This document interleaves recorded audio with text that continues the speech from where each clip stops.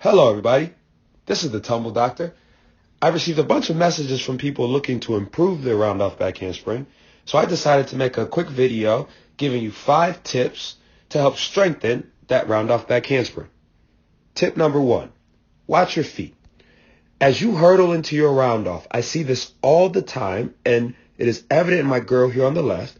As you go into that hurdle, don't turn your feet. So you'll see as she's landing, see how that right toe, that right foot turns out? It's like it's looking at the camera there. As a result of her turning her right leg, her left leg is going to come down and cross the midplane of her body. You see it happening right there. This forces her to lose power. The whole purpose of your round-off is to be an accelerator.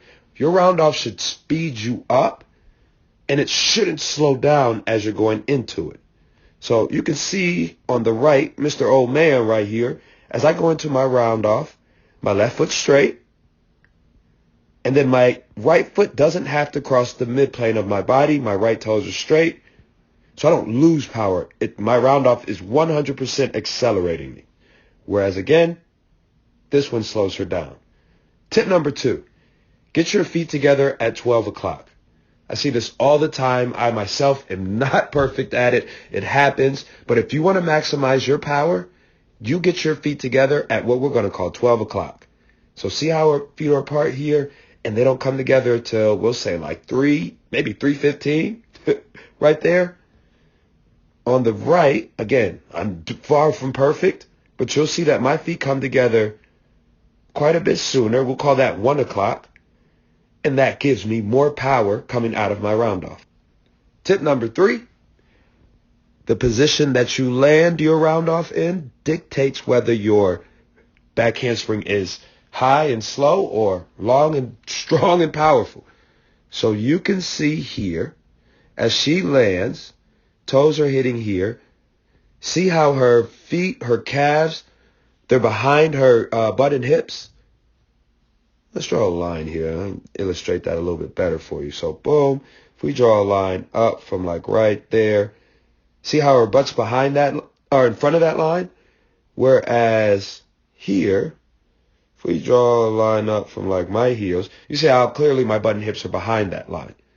So as a result of my butt and hips being behind the line, once again, my back handspring will be longer. Her landing in this position is going to make her back handspring high. Tip number 4, open your shoulders. Now, as she comes down and starts going back into her back handspring, you can see the position of her head. Her head is back and her shoulders are in front of her. We'll call that closed shoulders. Whereas as I'm going back, I'm old. I'm not perfect. My shoulders could definitely be more open. Absolutely. But you see the difference, right? My ears are covered, whereas her ears are exposed. And if she wasn't a monster, this is how people do round-off back handspring on their head. But she's a monster. She goes back and her shoulders remain closed to the last possible second. Between those strong legs, strong shoulders, and strong arms, she gets over, absolutely. But she's making her life way harder, whereas keeping my shoulders open, again, accelerates me and gives me more power. The last tip is, and athletes, I know a lot of you don't want to hear this, but if you're conditioning and you're complaining to your coach about why your stomach hurts and you don't want your stomach to hurt, but then you're also asking your coach, why am I having trouble getting power out of my back handspring? Well, the two go hand in hand. A strong core allows you to snap down and create more power. Now, this young lady definitely has a strong core. That cannot be denied just by the position that she's landing in and getting over with.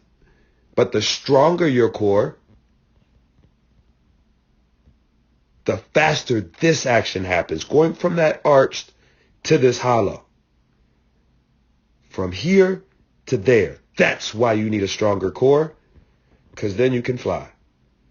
Once again, this is the Tumble Doctor. I hope this video helps at least one person working on the round-off back handspring. Let us eat.